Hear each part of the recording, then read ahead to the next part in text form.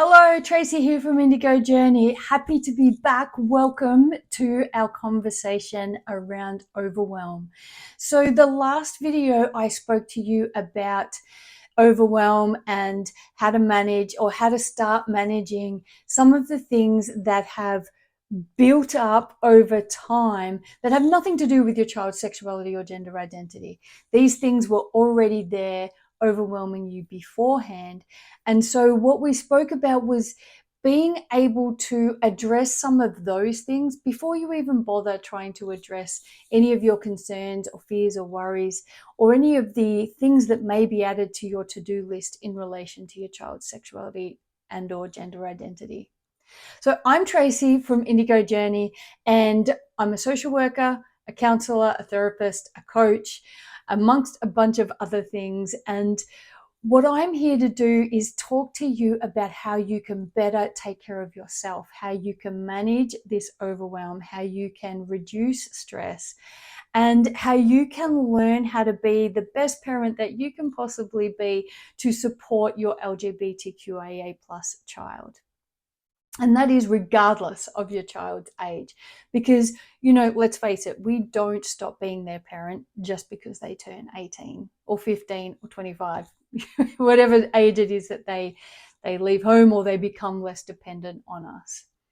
So today, what I wanted to do was carry on the conversation that we had last time about Alison, who I talk about in my book. It's About You Too, if you haven't seen it yet. Reducing overwhelm for parents of LGBTQ plus kids.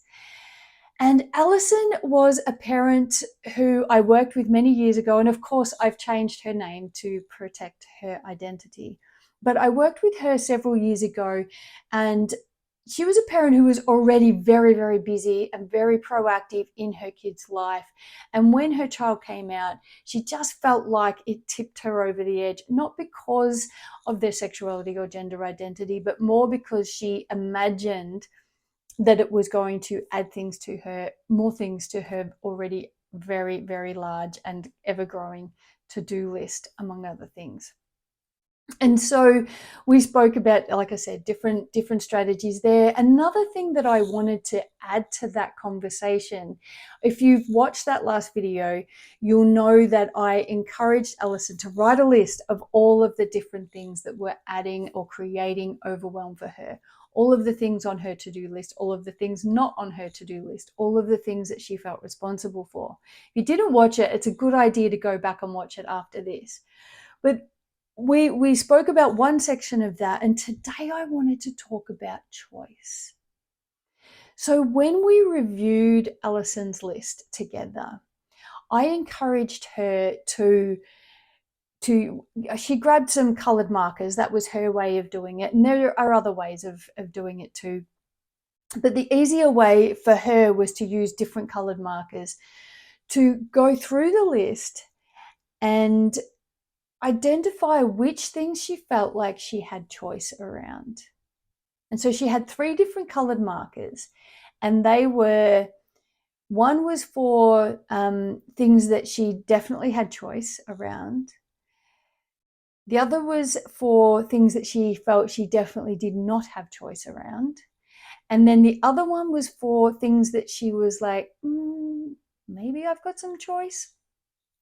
And so what I encouraged her to do was circle all of the different things in the relevant colors.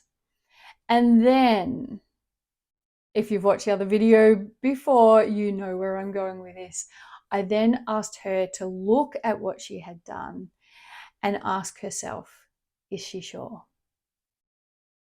So have a look at the things that, particularly the things that she was like, I don't think I've got any choice. And the things that she was like, I definitely don't have any choice.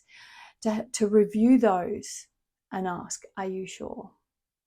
Now, let's just play it simple. One of the tasks that she has to do, and I can't even remember, to be honest, if this was actually on her list, but when I encouraged her to write this list, I did encourage her to write every single thing, including the little things, because the little things are what fills everything up and makes things more overwhelming. And they're also often the things that we can handball to someone else, or not do all of the time. So this one though, you should really continue to do it regularly, and that is brushing your teeth.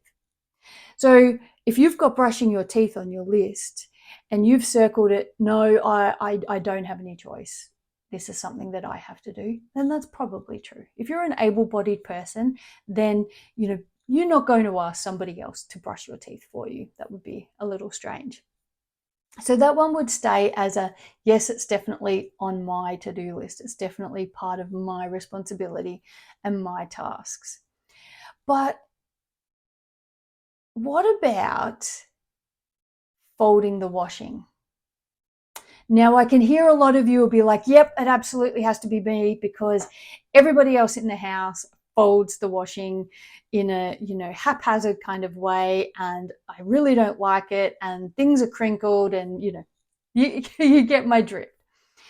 So what I would say to you, and I said to Alison, is really? Now, I can understand that you want your clothes folded in a particular way. I can understand that you really don't want your clothes crinkled.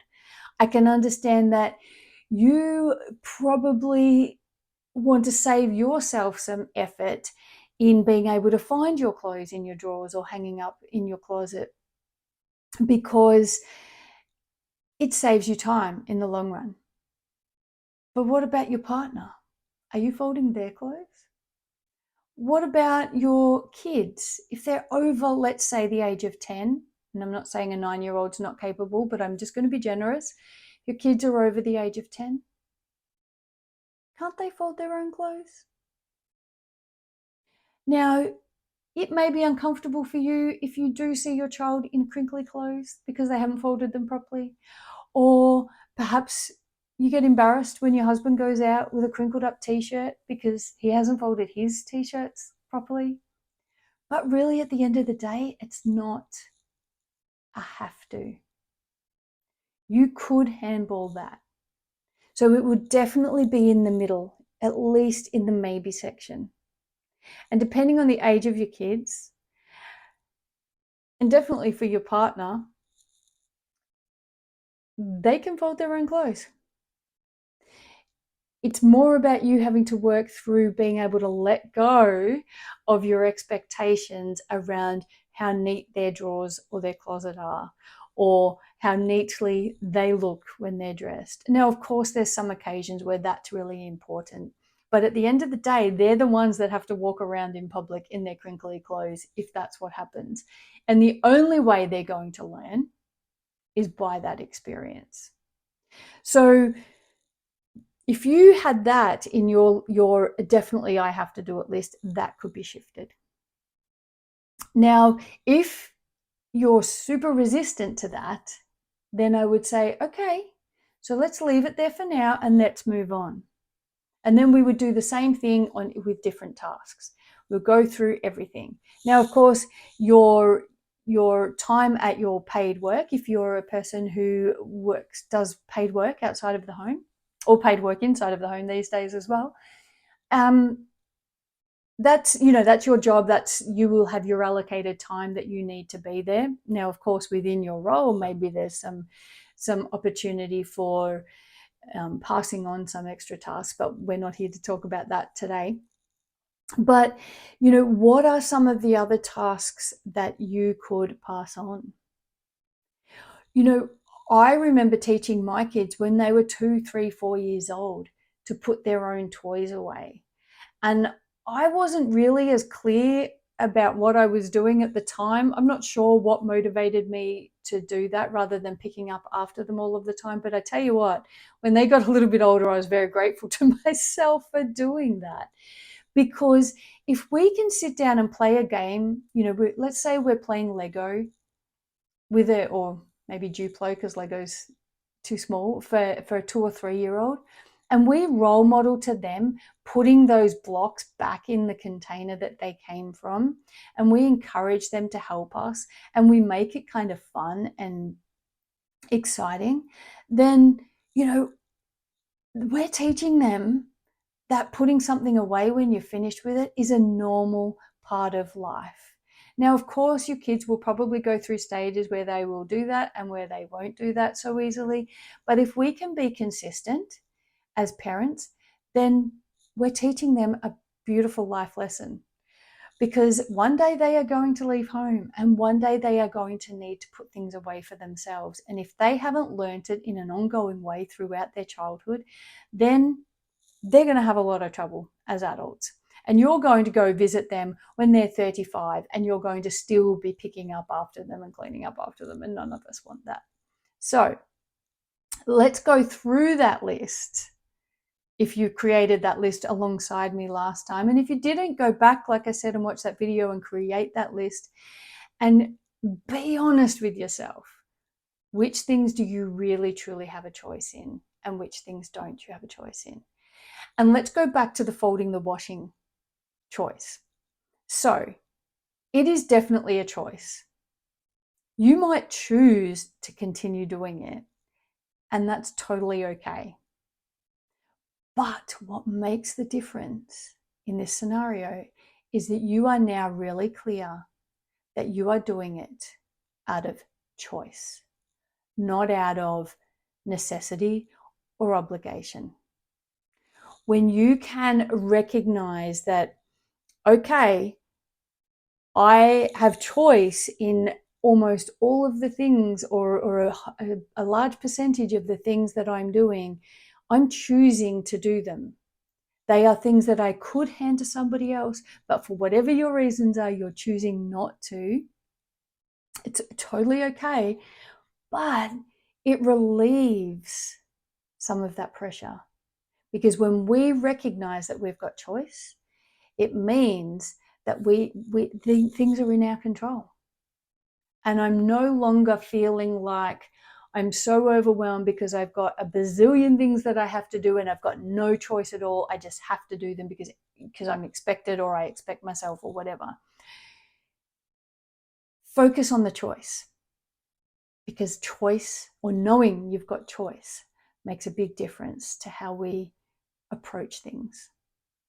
And also, we can think of it again using folding the washing as an example. Maybe you do want to continue to fold everybody's washing for whatever reason, but maybe this week when things are so busy, maybe you ask for help. Maybe you say to your partner or your kids, hey, look, I've got a really busy week. The washing is piling up. Can you please all give me a hand and fold it? And you can do it together. And then that way you're role modeling how you like the washing to be folded. Or you just get them to do it and don't look because it's too painful to watch how they fold the clothes. Whichever way. Again, remember, you've got choice. And that's where we want to focus our attention. Hopefully that helps and relieves a little bit of the overwhelm for you. Keep watching because, throughout the time I'm going to be sharing different strategies and different approaches to release and let go of different parts of the overwhelm and the stressors in our lives. So take care. And if you want to see more of this, to make sure that it shows up for you, please subscribe to my channel, like this video, share it with anyone that you feel might benefit from it. And I will see you next time. Bye for now.